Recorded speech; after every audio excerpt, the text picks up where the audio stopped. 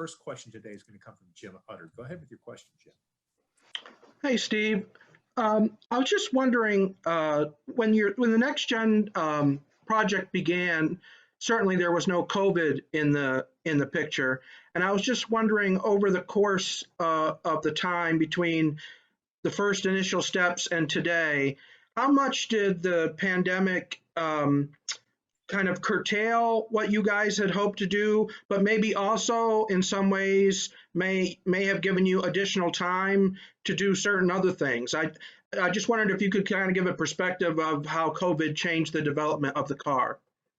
Yeah, Jim, for us, when COVID hit, everything just shut down. And so as hard as it was to make a decision to delay it a year, because right now this car should be on, initially it was going to be on the racetrack, the Daytona 500 in 2021, but it was the right thing to do. Obviously we couldn't get parts, we couldn't, didn't know when we were gonna be able to test, and so the timeline initially, and you can talk to John and Brandon about this later, the timeline was tight. Do I think we would have made it without COVID? I think the answer is yes. Has the extra time and development been helpful for us? I think so. And I think Joey talked about it, in his availability here or in the opening when he said, yeah, I tested this car a year and a half ago. So this has been a long time coming, but I think, we need to get this right. The cars obviously look fantastic. And the ability for us to create, the testing time necessary, obviously to make sure we get the parts, pieces, get these cars developed, get them on the racetrack, get them to deliver to the teams, is obviously very important for us to get right. Thank you very much. Our next question is going to come from Dustin Long. Go ahead with the question, Dustin. Thank you, Steve. Certainly we've seen the development of the cars through the years. Obviously, the fifth gen of the car tomorrow was 07. The sixth gen was 2013, 6 years later. As you noted, this was supposed to have been for 2021 in an 8-year gap. With this car, how do you envision the future in the sense of, is this a car for 5 years, and in 5 years from now you're looking at starting this process over, or is this a car for the next 20 years? Yeah, it's really hard to say on that, Dustin. Obviously we've taken, I would call the car of tomorrow, kind of the car of safety. The Gen 6 car was really a middle ground where the styling started to come back, but the safety features were there. And then this car really is a complete redesign. And we talked about, heard drivers, Joey said a blank sheet, which is exactly what it was. But it took the technology from, in some cases, 60s and 70s technology into real relevance. And I think that was really important. So I'm not exactly sure what it's just going to be iterations from here on out. Obviously, we didn't talk a lot about the power plant today. That will be a down the road thing, and I'm sure there'll be a question about that. But for us, creating that relevance, creating really this thought of we need to put the stock back in stock car racing. That's what the styling does. That's what the relevance does. And so that was the important thing for us. So timeline, not sure. Iterations for sure, over time. I just don't have a timeline of what that would look like at this point. And also it's the talk of the hope of, I know it goes with the engine with a new OEM at some point. How important is it for the sport to have a new OEM, and why? Well, listen, I think that our existing OEMs would like a fourth or fifth competitor to be on the racetrack with. We've got 3 phenomenal OEMs that we have now. You can't say enough about what Chevy, Ford, and Toyota do for the sport and how important they are for the sport. So would it nice to have another one? Yeah, I think it would be nice. I think it'd help in a number of different areas, not just competing with the other three OEMs, but also provide some additional support to the garage, which is important. The dollars only go, so far, and you get, kind of the mid to the backpack of the garage, don't get a ton of additional support from our OEMs. Having additional OEM, I think, would certainly help in that area. Thank you. Our next question is going to come from Lee Spencer. Go ahead with your question, Lee. Thank you, and thanks for joining us. Great to see you today, Steve. You're a former marketing guy. Give me your best pitch as to why the fans should embrace this race car. Well, I would say it's really three things, Lee. First is the styling. I mean, the cars look phenomenal, right? So it's not like the existing car doesn't look good. I think the existing car looks really good. But if you think about this car and its styling, it is a souped up Camaro. It's a souped up Mustang, and it's a souped up Camry. I mean, that's what they are. And it looks like, you've gone to some type of, some type of outfit that's taken a regular car and just made it look incredibly, sporty. And I think that's what it does. So that's the first. The second, to me, as a race fan, really is going to be, hey, I think it's cool that there's a relevance to this race car that we haven't seen, frankly, in 40, 50 years. And most importantly is, I think the racing is going to be better. I'm no engineer, as everyone knows. But I think you look at the aero in particular, and the wake or the dirty air that comes from the existing car, the ability to reduce that, which this car does, or I've been told that's what it does. And then, the bigger tire patch and the wider tires with a softer compound, I think will again create what I already believe is the best racing we've ever had, and will create even better racing. Thanks again. Our next question is going to come from Bob Pockris. Go ahead with the question, Bob. Yes, Steve. The change from a 5 lugs to a center lug, the change from teams actually manufacturing cars to buying from vendors, virtually, a kit car in a way, are seminal and huge shifts for what fans have expected. How will you balance, or how are you going to balance those changes to what people will see on the racetrack? Well, let me start with the first one, Bob, which is the single lug versus the 5 lugs. I would be hard pressed, because I've seen it, hard pressed for our fans, other than, hitting the 5 lugs, right? The choreography of the pit stop is going to look exactly the same. And so putting the one, lug until it's tight and locks is going to be the only difference as part of this. The choreography is exactly the same. The number of folks over the wall, jacking up the car, taking the lug off, taking the tire off, putting the new tire on, hitting the lug. It's exactly different, just hitting it once instead of 5 times. So I don't think the fans are going to really notice a significant difference. I don't, on that front. And then with respect to, I would never refer to this as a kit car, because I don't think that's what it is at all. We've tried to determine what's important to the race fans, those things that are most important to them.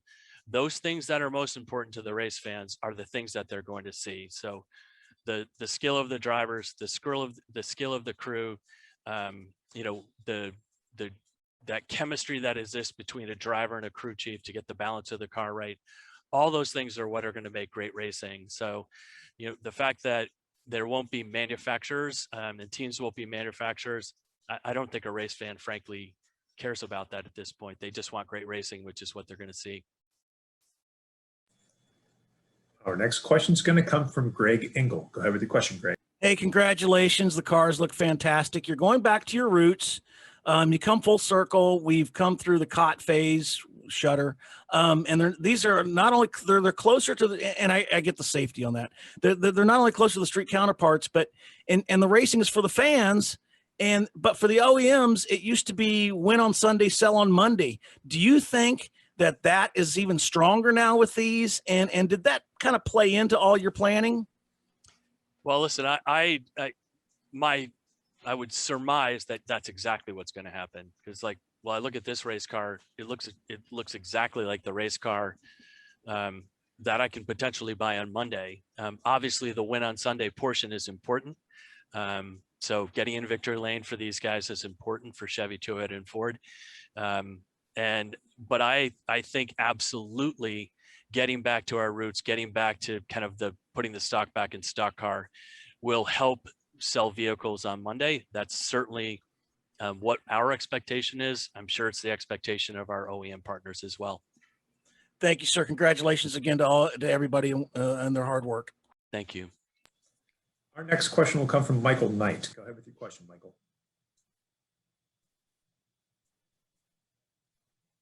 Michael, you're on mute, my friend. Okay, we're going to move on to our next question. That question will come from Louis Frank. Go ahead with the question, Louis. Yes, Steve, you can't watch nightly news without hearing that there's a chip shortage. I'm wondering, any of your vendors suffering from a chip shortage, and how would that affect new teams coming on? Yeah, Louis, I'm not sure. That would actually be a really good question for John or for Brandon. I'm not sure. It would just be conjecture on my part. So, but I would absolutely ask that follow-up question when they're here. Thank you. You're giving me my next assignment. Have a Thank you, Louis. Our next question is going to come from Kelly Crandall. Go ahead with the question, Kelly. Thank you. Hey, Steve, can you just give us an update on what the testing schedule is going to be for this car now going forward? When can we expect to see it on track, maybe more than one or two at a time? Yeah, that's a really good question, Kelly. And I actually had that in my prep material, but it would be another really good question for John or for Brandon. I know that there's when the teams are going to start delivery, and I've seen all of that in the next testing, and all those dates have got jumbled in my mind. So I apologize for that. So that's two questions in a row. Hopefully the next question I won't be stumped. Our next question will come from Jerry Jordan. Go ahead with your question, Jerry. You're in trouble. Actually, I'm going to change my question and save the other one for Probst. But the question I do have, Steve, is through this process, how many times have you woken up in the middle of the night with cold sweats and nightmares trying to figure out the next step and what solve the next problem with this new generation car? You know what? I got to be honest with you, Jerry. We are. If you think of the team that's been on this and the significant amount of prep work that they did, even getting this thing off the ground. So clean sheet, hey, what's this next generation car going to look like? It was actually before we called it next gen. It didn't have a name. And, you think about John Probst and Brandon Thomas and all the other engineers on the NASCAR side and the OEMs and the significant amount of resources they put against it. And then the teams themselves. I actually had very few sleepless nights. I was certainly disappointed when we had to put pause on this for a year because I know what this is going to mean for the fans. I know it's going to mean for the industry. So that part was disappointing, but really no sleepless nights. I imagine, we get to the Daytona 500 next year. There would be obviously very eager and excited about it there, but there'll be just a little tinge of, oh boy, we got to get this first race under our belt. So, but it's really exciting and just a phenomenal team that has collaborated together to bring us to this point. Still much work to do, obviously, but really, to get us to this point when we had that unveil, it's really exciting. Thank you, sir. Our next question is going to come from Mark Garrow. Go ahead with the question, Mark. Thank you, Steve. Right now, the competition on the racetrack is very good. And is there any worry that, when you bring something out new, you don't necessarily know what that competitive balance is. And sometimes it takes a while to get back to what it is now. Is there any worry about that? Or do you feel they'll hit the ground running and we'll see the same competitive level? Mark, we're not going to know until we get out there. I have been told by our engineers with all the sim data that we have that the car actually will be racier than the existing car. But you're right. You look at the competition on the racetrack over the last, year and a quarter, it's arguably the best racing we've ever had. 10 winners and 11 races, the competitiveness that exists. The cars are racy and the drivers are, driving the wheels off these cars. I'm excited to see what our driver is going to do when they climb into these cars at the Daytona 500 next year.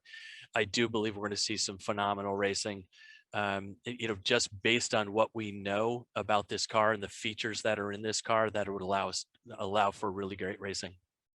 Thank you. Our next question is going to come from Kelvin LaPierre. Go ahead with your question, Kelvin. Thanks, man. Thanks, Steve. Congrats on the 3 new cars. They all look awesome.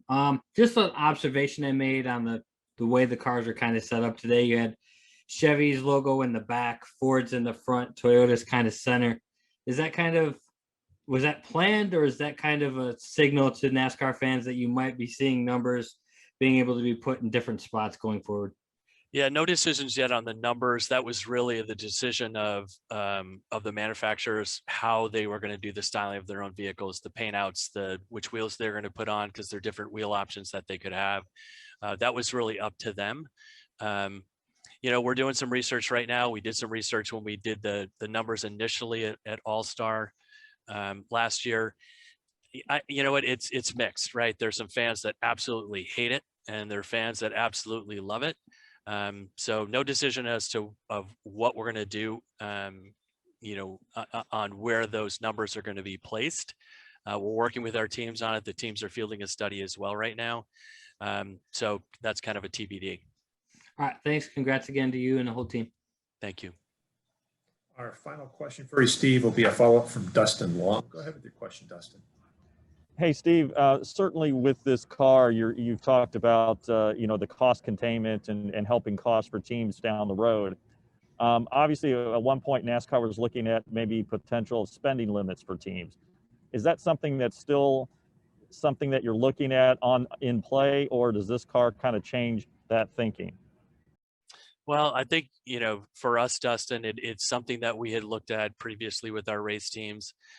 Again, right now, it's not something that we're going to put in place for 2022. Listen, we'll explore whatever we can explore to help our teams with their profitability. Healthy, profitable teams puts on better racing, and that's exactly what our fans want. So the more competitive or healthy our race teams are, the more likely it is they're going to be, you know, bring fast race cars to the racetrack, and the more of them that can do that just creates better racing. So right now, some type of limit on spending is not something that we're going to entertain for 22. We will keep our options open for 23 and beyond. Thank you. Steve, thank you so much for taking the time to join us today, and we're looking forward to seeing this car on track. Great. Thanks, guys. Appreciate your time.